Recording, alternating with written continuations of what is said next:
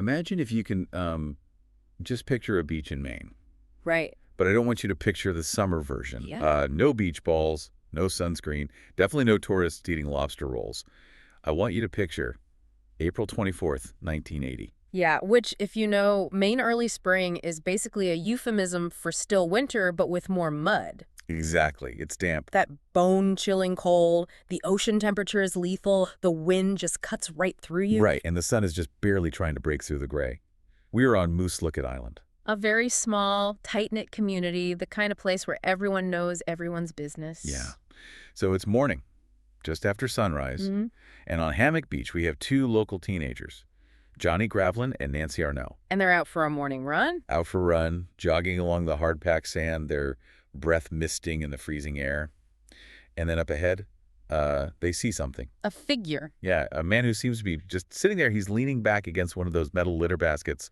You know the kind. The wire mesh ones that are anchored deep into the sand so the winter storms don't drag him out to sea. Right, right. He's seemingly relaxed. But as they get closer, the details start to feel, they just feel wrong. The first thing that hits you is the clothing. Oh, absolutely. Because he's dressed in a sharp gray suit and a white shirt. But he has no coat. No coat, no hat, no scarf, nothing. Which is just a massive red flag. It's April in Maine. The temperature is hovering around freezing. To be sitting on a beach without an overcoat isn't just uncomfortable, it's physically dangerous. It triggers a survival instinct immediately. Exactly. But the teenagers, being young and perhaps a bit naive, they stop. They think, maybe he's a drunk. Maybe a summer person who came up early to open the cottage and had a few too many the night before. So Nancy, the girl, she calls out to him. She says, "Mister, are you asleep?" And there's no answer. Just the sound of the waves. So Johnny, the boy, he steps closer. He reaches out to shake the man's shoulder, just to wake him up, tell him to move along. And this detail, this is the one that really stuck with me from the source files we're looking at today. Yeah, it's a chilling detail. This is the moment the genre shifts from a slice of life to horror. Johnny later told the police that when he grabbed the shoulder, it didn't feel like flesh and bone. It didn't have that give that a sleeping person has. Right. He said it felt like wood. Wood. That is such a visceral description. It is, because it indicates advanced rigor mortis, and that tells us something immediately about the timeline. Rigor doesn't set in instantly. It takes hours. Exactly. For his shoulder to feel like a block of wood, he hadn't just died 10 minutes ago. He had been sitting there dead in the dark for a long time. So the man topples over, stiff as a board. He hits the sand with a heavy thud. Yeah. And a pack of cigarettes falls out of his pocket. Right. And suddenly these two kids realize they aren't looking at a drunk tourist. They have found a dead body. And that discovery kicks off what I think is one of the most maddening, paradoxical, and fascinating unexplained mysteries in the modern record. Because, listen, we are not looking at a typical crime here. Not at all. We aren't looking at a simple murder where person A shoots person B. We are looking at an event that physically and logistically shouldn't have been possible. And this is the case famously known as the Colorado Kid. Yes. And today, for this deep dive, we are going deep into the archives of the Weekly Islander, which is the local newspaper on Moose Licket Island. Run by two legendary old-school newsmen, Vince Teague and Dave Bowie. And these guys didn't just report on this, they lived it. They investigated this case for 25 years. And what makes this deep dive so unique is our mission today. We aren't just trying to find a killer. In fact, spoiler alert, there might not be a killer in the traditional sense. Right. We are trying to understand how a man can be in two places at once. We're trying to figure out how a person can shed their entire identity in a matter of hours. And ultimately, we're going to confront the difference between a story, the kind that wraps up neatly with a bow, and real life. Which is messy and unresolved and often very haunting. So we're going to reconstruct the final impossible hours of this man. We'll look at the forensic anomalies. And trust me, there are some weird ones. We'll look at a timeline that defies the laws of commercial travel in 1980. And we're going to try to figure out why a happy, successful man would run thousands of miles just to die alone on a frozen beach. Let's start with the body itself, because the clues and the contradictions began the moment Johnny Gravlin shook that shoulder and the man fell over. Right. So the body falls. Johnny, bless his heart, actually picks up the pack of cigarettes that fell out and puts them back in the guy's pocket. Which makes every crime scene investigator listening scream at their device right now. Oh, yeah. He is totally contaminating the scene. He is, but he's a kid. He's panicked. It's a very human moment. Yeah. So he and Nancy run to get the police. The local constable calls in the medical examiner, Dr. Robinson, and eventually the state pathologist, Dr. Cathcart. And let's unpack those medical findings, because this is where things get strange immediately. We already mentioned the wood feeling. What did the doctor say about the time of death? They estimated the time of death at roughly 2:0 a.m. Now, that's an estimate based on body temperature and rigor, so give or take an hour, depending on the wind chill. Ugh. But 2:0 a.m. is the working theory. Which means he had been sitting there, dead, in the pitch black, for hours before the sun came up. Just sitting against a trash can on a deserted beach. Yeah. But the position of the body wasn't the only weird thing. It was his hands. Specifically the right hand. Right. Dr. Robinson, the local GP who was first on the scene, noticed something peculiar. The right hand was curled, not into a fist, which implies anger or a struggle or pain. No, it was curled into a very specific pincer's shape. The thumb was almost touching the fingers, like he was holding a delicate teacup. Or picking something up. And here's the kicker. There was grease and sand on the inside of those fingers. Grease. Animal fat grease. Wow.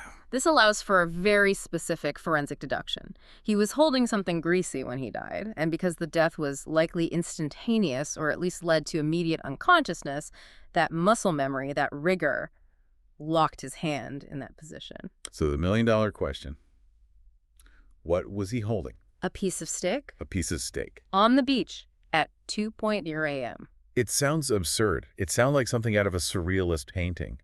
But the autopsy confirmed it. Because the cause of death wasn't hypothermia. No, it wasn't a heart attack, though he did suffer a cerebral event, a stroke, likely triggered by the lack of oxygen. The primary cause of death was asphyxiation. Choking. A large chunk of high-quality beef filet mignon or sirloin, cooked medium rare, was lodged firmly in his airway. Okay, let's just pause on the image here, because I want you listening to really visualize this. We have a man in a business suit. No coat. No coat. Sitting on a freezing beach in the middle of the night. And he is eating a loose piece of high-quality steak with his fingers. That is the reality of the scene, and it gets more complicated when you look at the stomach contents. Right, the previous meal. The autopsy showed that he had eaten a full dinner roughly 6 hours prior. Fish and chips. The medical examiner could actually smell the vinegar when he opened the stomach. So he has a full meal at maybe 5:15 or 6:00 p.m. That food is digesting.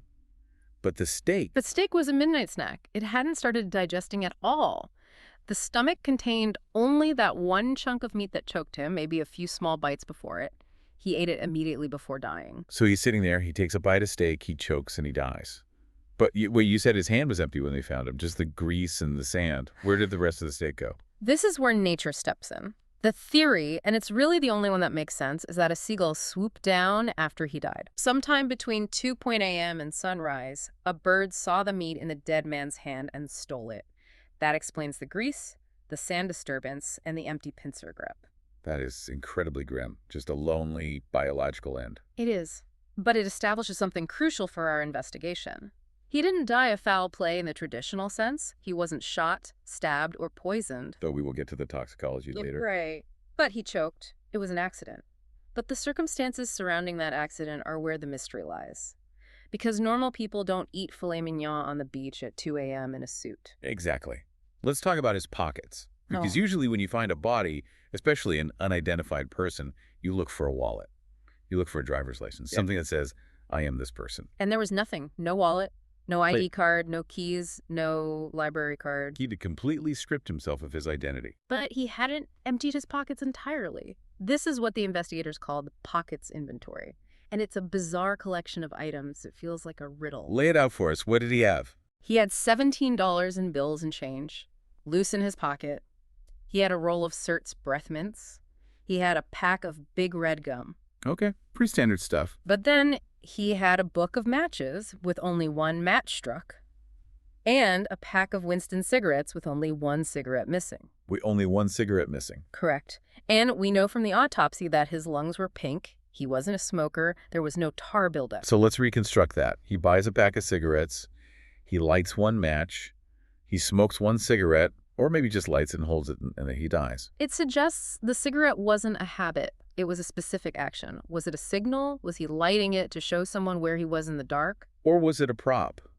or perhaps a final act of trying to calm his nerves. Nicotine is a stimulant, but the ritual of smoking can be grounding. True. But there was one other item in his pocket that really threw the investigators, and honestly, it throws me too. The coin. A Russian coin. A 10-ruble piece, known as a shervanets. Now, we really need to contextualize this. It's 1980. We are talking peak Cold War here. The U.S. and Soviet Union are at each other's throats. The Miracle on Ice just happened at the Olympics. Tensions are incredibly high.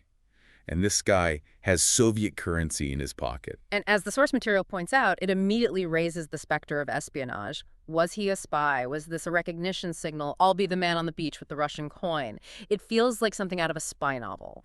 It does. It feels incredibly cinematic. Now remember, we are just looking at the facts presented in the archives, and it's important to look at all angles objectively here. We aren't endorsing any specific political theory, just reporting what the local investigators considered. Exactly. And Vince Teague, the editor of The Islander, he pointed out a very practical flaw in the spy theory. He argued that you don't typically introduce yourself to a secret agent by flashing a gold coin. It's too theatrical. It's too obvious. If you're a spy, you want to blend in. Carrying a gold Soviet coin is like wearing a neon sign. So maybe it wasn't spycraft, maybe it was a memento. But a memento from where? We'll find out later that he had no connection to Russia whatsoever. It just sits there, in the evidence bag, mocking any simple explanation. It's a detail that feels important, but refuses to fit into the puzzle. Now we have to talk about the investigation itself. Because we have two groups looking at this, and they have very different approaches. We have the state police detectives, O'Shanney and Morrison. And then we have our local heroes, Vince and Dave. And it is a classic case of big city arrogance versus local intelligence. O'Shanney and Morrison treated this case as a nuisance. They had a real murder case. They were working on an arson on the mainland where someone actually died. So to them, the body on the beach was just some drifter who got drunk and choked on his dinner. Exactly. They just wanted to close the file. They wanted to tag him as a John Doe, bury him, and move on. They ignored the strangeness. But Vince and Dave, they saw the wrongness of it immediately. They realized that drifters don't wear expensive gray suits. Drifters don't eat filet mignon on the beach, and drifters usually have a wallet or some form of ID, even if it's just a scrap of paper. The local newsmen respected the dignity of the mystery. They knew that something about this picture was fundamentally broken. But despite their efforts, the body goes unidentified. They call him John Doe. He sits in the funeral home cooler for weeks, then months. Vince actually tries to take a photo of the corpse to run in the papers. He calls it a sleeping ID. Which is a polite way of saying a death portrait. Right. He tried to pose the body, close the eyes, comb the hair to make the man look like he was napping. They ran it in papers all over New England. The Bangor Daily News, the Portland Press Herald. And did anyone recognize him? Nothing. Total silence. 16 months go by. 16 months. He is buried in a pauper's grave. It looks like the case is going to stay cold forever. Yeah. But then we get a break. And it comes from the most unlikely place. It comes from an intern, Paul Devane. Right. He was a grad student doing a rotation with those detectives, O'Shanney and Morrison. And while they were treating him like a coffee fetcher, he was actually paying attention to the evidence. What did he see that the pros missed? The cigarettes. Remember the pack of Winstons? The one with the single cigarette missing. Right. Now here is a bit of 1980s trivia that turns out to be crucial. Every pack of cigarettes sold in the U.S. carries a tax stamp on the bottom, indicating which state it was sold in. Just to ensure the state gets its revenue. Exactly. Paul Devane, months later, is sitting at home, and he happens to look at a pack of cigarettes on his own table. He realizes that the stamp he saw on the John Doe's pack wasn't a Maine stamp. How could he tell? Well, in Maine, at the time, they used ink stamps, literally a rubber stamp with ink. But the stamp on the John Doe's pack was a fused stamp, a heat transfer decal, and he remembered the word on it. Colorado. Yes, that one tiny detail. A tax stamp on the bottom of a pack of smokes. It narrowed the search from the entire world to the specific state of Colorado. That is wild. Yeah. It is total Sherlock Holmes stuff. The police ignored it, but the intern remembered. And Vince and Dave immediately capitalized on this. They took that sleeping ID photo and sent it to newspapers in Colorado, the Denver Post, the Rocky Mountain News, and within days, they got a hit. A woman named Arla Kogan calls them, from a town called Nederland, Colorado. Arla Kogan. She's been living in a nightmare for a year and a half. Her husband, James Kogan, left for work one morning and just vanished. No note, no warning, just gone. So they compare fingerprints. They do. They get prints from James Cogan's home office in Colorado, compare them to the prints taken from the body, and it's a perfect match. The John Doe is James Cogan, the Colorado kid. Okay, so mystery solved, right? We know who he is. We can all go home. You would think so. Usually identification is the end of the story. Oh, it was James Cogan. He had a breakdown. He moved to Maine. But in this case, identifying him actually made the mystery infinitely more confusing. Because once you know who James Cogan is, you have to deal with the timeline. And the timeline is impossible. Let's unpack this, because this is the part that makes my head spin. Who was James Cogan? Was he some international man of mystery? Not at all. He was a commercial artist. He worked for an ad agency in Denver. He painted happy women holding household products. He designed layouts for catalogs. By all accounts, he was a regular guy. He had a happy marriage. He had a 6-month-old son he adored.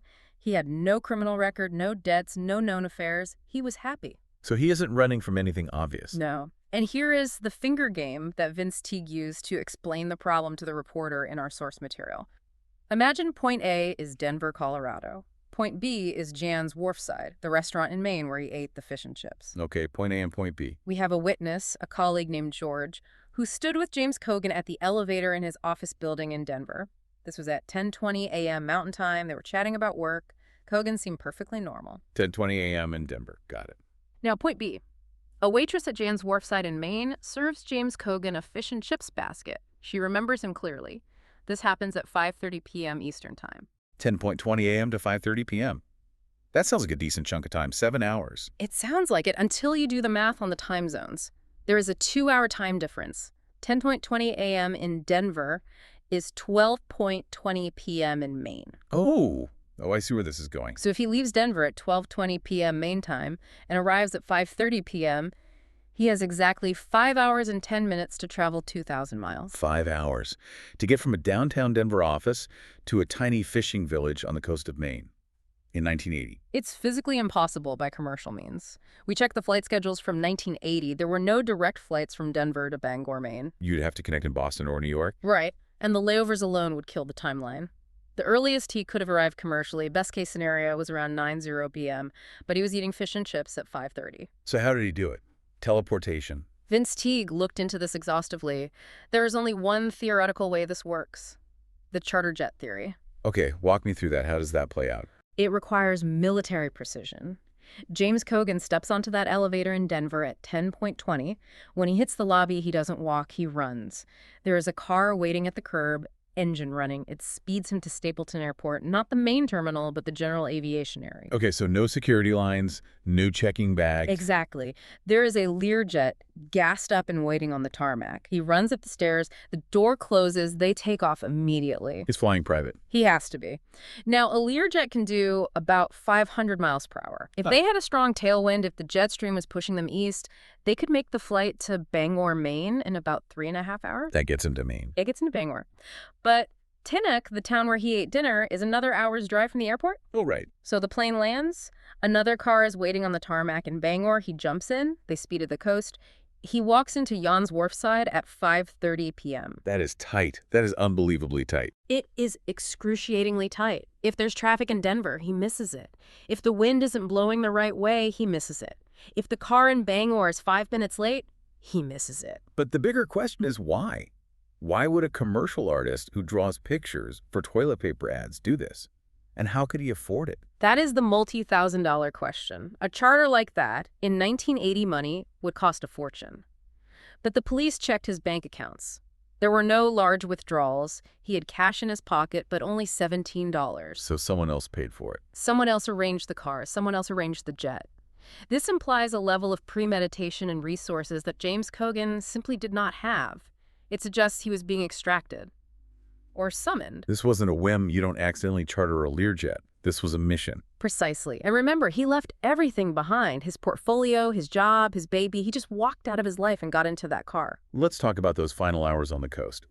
He arrives in Tinnock. He goes to Jan's Wharfside. He orders the fish and chips. The waitress remembers him sitting alone, staring out at the water. He didn't look distressed, she said. Just quiet. And there's a detail about his clothes here that doesn't fit the Denver timeline either. The green jacket. Right. When he left Denver, his wife and colleague confirmed he was wearing a gray suit jacket and a gray topcoat, but the waitress in Maine remembers him wearing a windbreaker, a light green jacket. Where did he get a green jacket, and where did his suit coat and top coat go?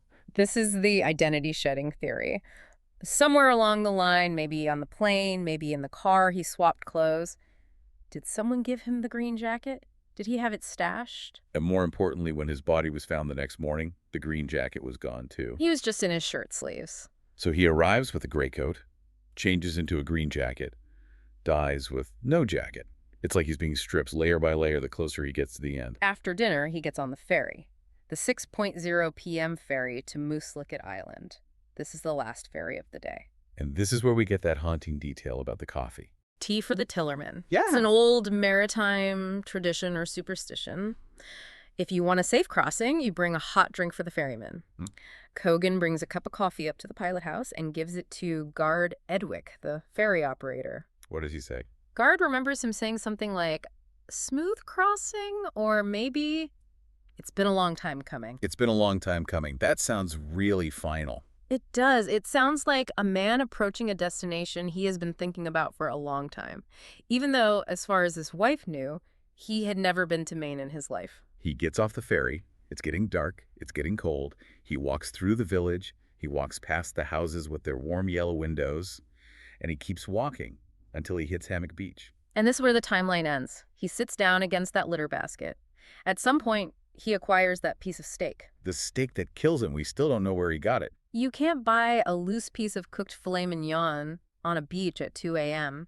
There are no restaurants open. There are no grocery stores. So did he bring it with him? Yeah. In his pocket, wrapped in foil. It seems unlikely for a man wearing a tailored suit. The alternative is that someone met him there. Someone gave it to him. A last meal. A very strange last meal. And then the cigarette. Remember, he's a non-smoker. His lungs are pink. But he have a pack of Winstons. He lights one match. He smokes or burns one cigarette. It feels like a signal. Like, I'm here. I'm waiting. Or perhaps he was trying to calm himself. Nicotine is a stimulant, but it also calms the nerves. If he knew something was coming, something bad, maybe he bought the pack just for that one moment. But then he chokes. He takes a bite of the meat. It lodges in his airway. He can't breathe. He passes out. He dies. And he sits there, cooling in the night air, until Johnny and Nancy find him the next morning. I want to go back to the Russian coin for a second, the Shervinets. Because even if we say he wasn't a spy, why carry it? Vince Teague, our editor source, argued that if Cogan was a spy, carrying a Russian coin is the worst tradecraft imaginable. It's like wearing a name tag that says, "Hello, I work for the KGB." Right, it makes no sense. But 1980 is a specific context. Maybe it wasn't a spy token. Maybe it was a memento. But from where? Arla, his wife, said they had no Russian connections. They rented a James Bond movie once. From Russia with Love, that's it. It's just another loose end. Yeah. Like the missing wallet. The wallet is interesting because he kept the cash, $17 loose in his pocket. If this was a robbery, they would have taken the cash. If he lost the wallet, why did he take the cash out first? He ditched the wallet on purpose. He wanted to delay identification. Exactly. He wanted to disappear. He needed cash for the ferry, for the fish and chips, for the cigarettes, but he didn't want to be James Cogan anymore. He wanted to be a ghost. This brings us to the motive. Why run? You mentioned 4 reasons people disappear based on the source analysis. The 4 horsemen of disappearance, if you were. 1, sex. Is there another woman or man? 2, money. Is he running from debt or did he steal something? 3, the urge to start over. The pressure of life gets too heavy and you just want to be someone else. And 4, madness. A psychotic break. Let's look at them for Cogan. Sex. No evidence. Happy marriage. No suspicious phone calls. Money. Finances were totally clean. No gambling debts. No embezzlement. Starting over. He had a 6-month-old son. His wife said he was obsessed with the baby. People don't usually walk out on infants they adore just to start over in a cold climate. So that leaves madness. The geographic cure. The idea that if I just go there, to that specific place on the map, the noise in my head will stop. Maybe James Cogan had a secret internal break. Maybe he heard a voice that said, go to Maine. And the logic of madness is internal. To him, chartering a jet and running to a beach might have made perfect sense. But even madness doesn't explain the logistics. Madness doesn't conjure a Learjet and a waiting car out of thin air. Someone helped him. Even if he was mad, he had an accomplice. I want to pivot to the meta commentary here. Because this is what makes the Weekly Islander investigation so profound. Vince and Dave sat on this story for 25 years. They could have sold it to the Boston Globe. It would have been a blockbuster feature. The mystery of the Colorado Kid. Exactly. But they didn't. And their reasoning is fascinating. They draw a distinction between news and stories. Okay, unpack that for us. A story, like a feature in a Sunday magazine or a television episode, has a structure. It has a beginning, a middle, and an end. It has closure. It satisfies us. We find out who the killer is. We find out why. The Bulker did it. Exactly. That is a story. But news or real life is rarely like that. Real life is a series of unconnected events. It's messy. It's unresolved. And the Colorado Kid case has no through line. Right. If you try to tell it as a story, it falls apart. The travel time is impossible. The death is mundane, just choking. The clues, the coin, the lack of coat, they don't add up to a coherent narrative. To tell it as a story, you'd have to lie. You'd have to leave out the timeline. Or you'd have to invent a murder weapon. Vince Teague told Stephanie, the young reporter they were mentoring, that people crave the must-have-beens. It must have been the Russians. It must have been a CIA extraction. We invent these explanations to comfort ourselves because the alternative is too scary. The alternative being that things just happen. That a man can travel 2,000 miles in 5 hours, shed his identity, sit on a beach, and choke on a piece of steak. And that there is no greater meaning to it. It just is. That is the only absolute truth in this case. A man died on a beach. Everything else is just smoke. Vince and Dave are almost teaching a Zen lesson here. You have to accept the mystery. They are. They are saying that the most honest journalism is the kind that admits what it doesn't know.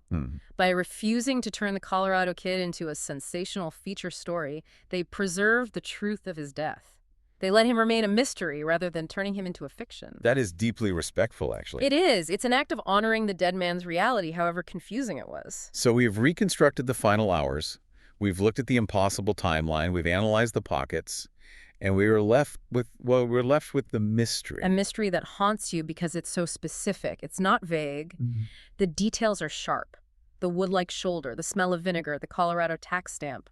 But they don't fit together. I want to leave everyone listening with a final thought. A provocateur's question, if you will. Go for it. We've talked about how we got there, but let's look at the resources. If James Cogan had a car waiting in Denver, and a jet waiting at the airport, and a car waiting in Bangor, and maybe someone meeting him on the beach with a steak, Yes. who paid for it? And more hauntingly, if he hadn't choked on that steak, where was he going next? That is the question that keeps me up at night. The ferry wasn't the destination. The beach wasn't the destination. They were transfer points. He was waiting for something. Or someone. Exactly. Was the steak a pre-travel meal? Was the cigarette a signal to a boat offshore? If that piece of meat hadn't lodged in his throat, would James Cogan have vanished completely? Would he have ended up in Russia? Or a safe house? Or somewhere off the map entirely?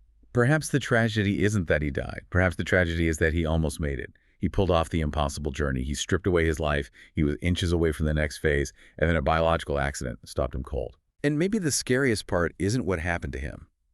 It's thinking about who was waiting for him in the dark. Who stood there, watching the time, waiting for a signal from a man who was already dead. And when he didn't show, they just slipped away into the night, leaving nothing but a Russian coin and a mystery that will never be solved. Sometimes the most well-informed you can be is to admit that the pieces simply don't fit. And that is the story of the Colorado Kid. Thanks for diving deep with us. Keep questioning the must-have-beens, everyone. We will see you next time.